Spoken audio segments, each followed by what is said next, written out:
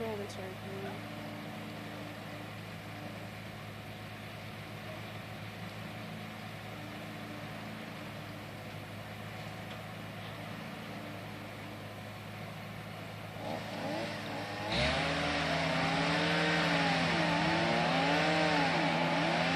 So this is as high as the boom lift goes, and these guys have the tree attached to the tree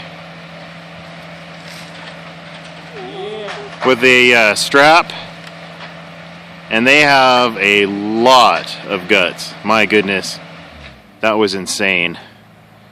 They just cut between strap tie and fell, I would say, probably a 40-foot section of tree down and laid it against the rest of the tree. That's crazy.